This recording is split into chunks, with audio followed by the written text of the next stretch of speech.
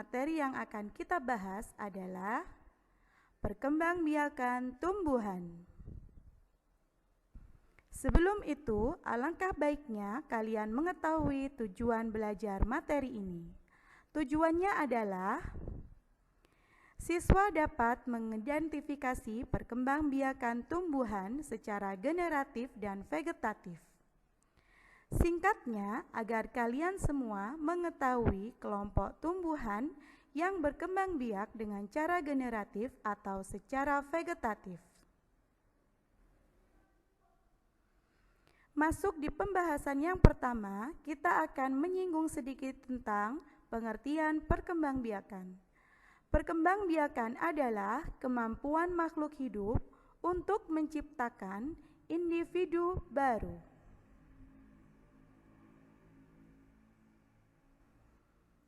Perkembangbiakan tumbuhan sendiri dibagi menjadi dua, yaitu perkembangbiakan secara generatif atau secara kawin.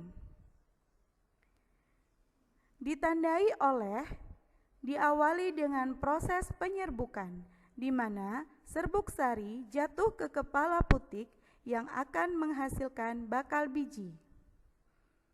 Dan melalui bakal biji yang terbentuk di dalam bunga akan dihasilkan cikal bakal individu baru. Bagian-bagian bunga yang berperan dalam proses penyerbukan adalah putik dan benang sari. Berikut adalah gambar putik dan benang sari pada sebuah bunga.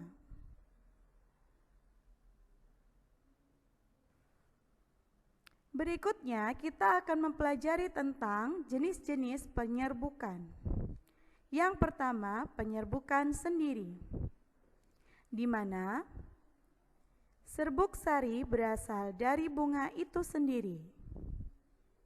Dan jika digambarkan, hanya terdapat satu bunga.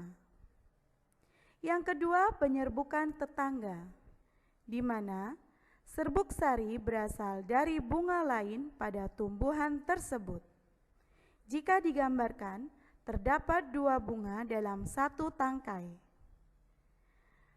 Yang ketiga, penyerbukan silang, di mana serbuk sari berasal dari bunga lain pada tumbuhan lain yang masih sejenis. Jika digambarkan, terdapat dua bunga dalam dua tangkai yang berbeda. Yang keempat, penyerbukan bastar, di mana serbuk sarinya berasal dari bunga lain pada tumbuhan lainnya yang berbeda jenis.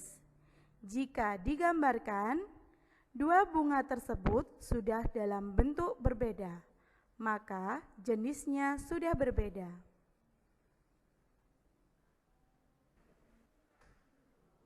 Selanjutnya, perkembangbiakan tumbuhan secara vegetatif atau tidak kawin. Jadi, perkembangbiakan ini tidak melalui proses penyerbukan atau pembuahan. Perkembangbiakan ini ditandai dengan individu baru berasal dari bagian tubuh induknya. Sifat dari individu baru sama dengan sifat induknya. Perkembangbiakan ini dibagi menjadi dua macam. Yang pertama, perkembangbiakan vegetatif alami, seperti pada pohon pisang. Dan yang kedua, perkembangbiakan vegetatif buatan, seperti pada singkong yang di-stek.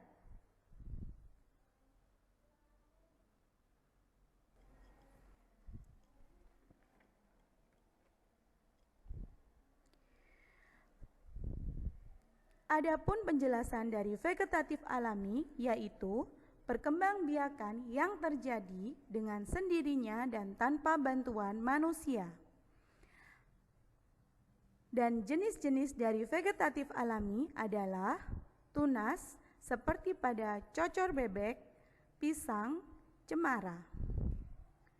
Spora seperti pada tumbuhan paku, pakis, dan suplir. Umbi yang terdiri dari umbi lapis, umbi akar, dan umbi batang seperti pada bawang, bakung, singkong, wortel atau lobak. Dan yang terakhir, rizoma atau akar tinggal, seperti pada lengkuas, jahe, temulawak, dan kunyit. Bahasan kita yang terakhir yaitu tentang vegetatif buatan, di mana perkembangbiakan yang terjadi tidak dengan sendirinya atau dengan bantuan manusia. Dan jenis-jenis vegetatif buatan ini adalah: 1.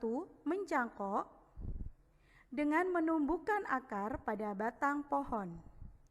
Yang kedua, setek dengan memotong batang dengan ujung runcing yang menancapkannya di media tanam.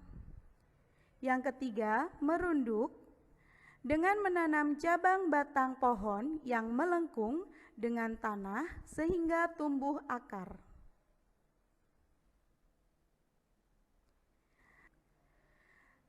Sekian video kali ini, semoga bermanfaat dan semakin menambah semangat dalam belajar.